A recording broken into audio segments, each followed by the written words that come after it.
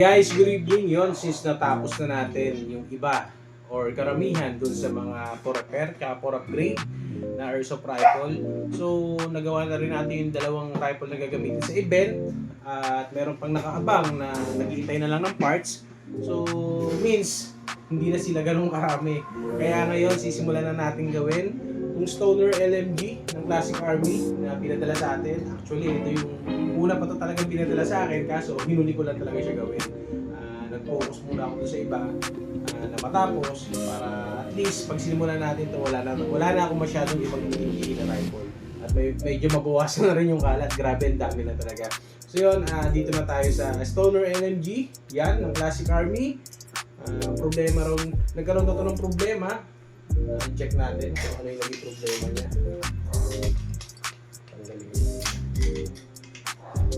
So guys, ito yung sinasabi ko, yun yung nozzle ng Classic Army Stoner.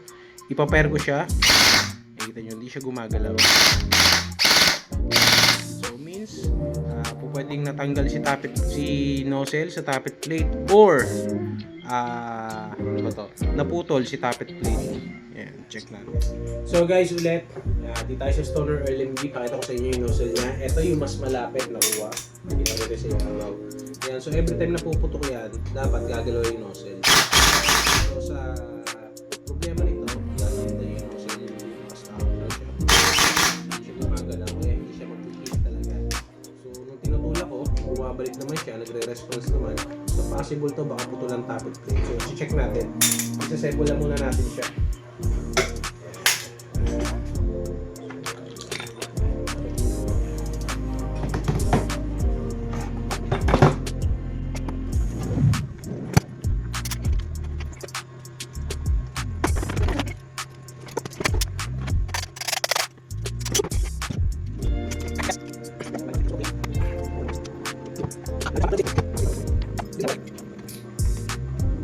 Yun.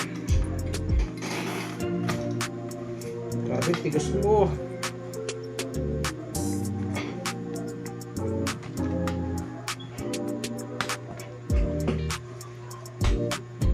Yan. Shit. Sa paso. So yun, disassemble natin to para makita natin kung nakatingin lang ang nozzle.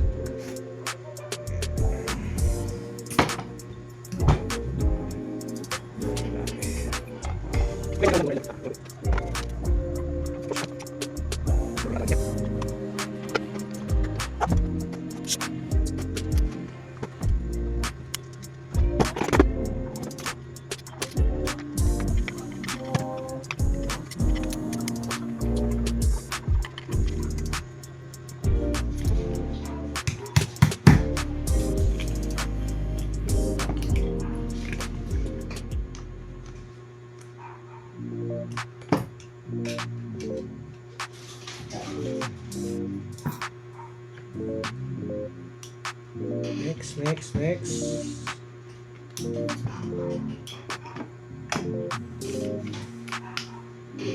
Tigas.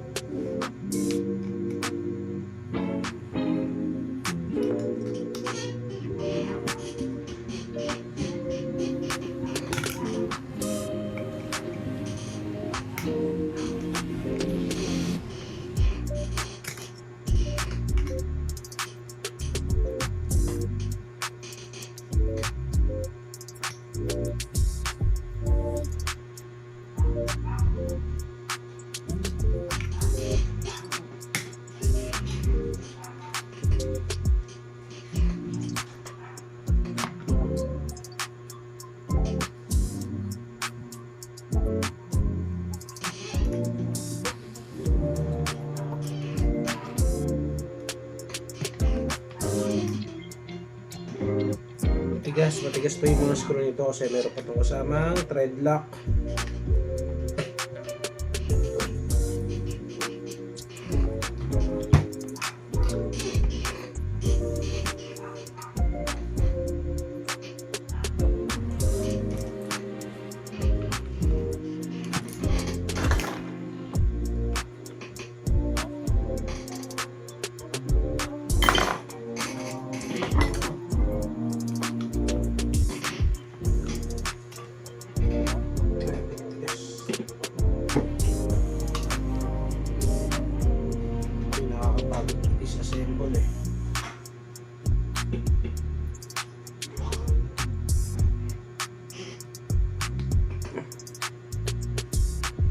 mga ganitong unit, kailangan talaga nito is may thread lock kasi kayang paluwagin ng vibration nito yung mga screw.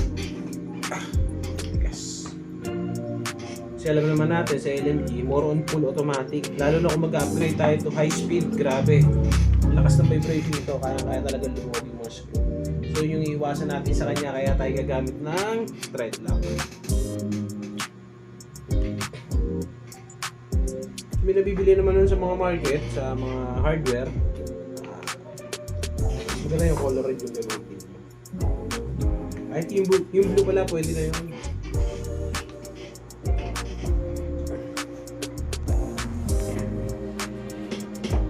Lakas tayo man yung screw na ganito eh. Mahirap tayo mag-suspect.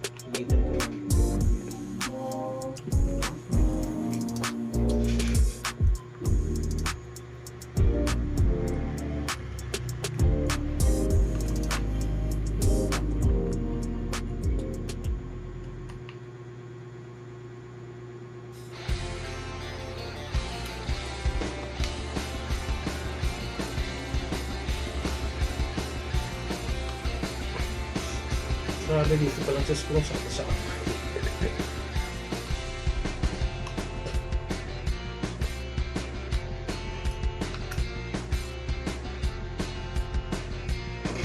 eto na, makikita na natin kung bakit siya or kung ano yung pinaka naging problema niya dito sa sector niya. Yung anti-reverse latch.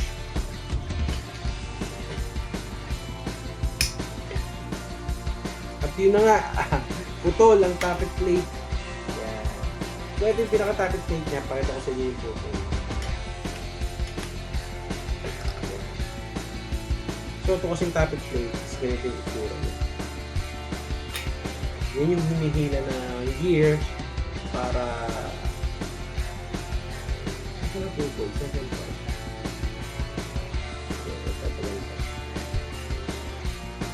Yan, pag ganyan yan. Yun yung hinihila ng sector gear. Yan. Para naman mahila si nozzle at pag-fit ng DBs papunta sa half of chamber. So ito yung naputol sa kanya. Kita nyo naman, balutong kasi itong part na ito. So, kailangan natin magpalit ng mas makita. So yun guys, hanap muna tayo ng parts na compatible para dito. Check natin. So good evening yun. Ito, casting. Putol talaga yung tappet plate, no? Then, hindi rin maganda yung air seal niya. So, ito lang yung re-repair natin. Ayusin natin yung air seal, tsaka yung tappet plate. Guys, good morning yun. So, napalitan na natin yung problema ng LMG na to, yung tappet plate na naputol. Yan. So, nagpalit na rin tayo ng delayer para sa kanya. Kasi yung delayer na to is hindi nahihila ng sagad yung tappet plate na nilagay natin.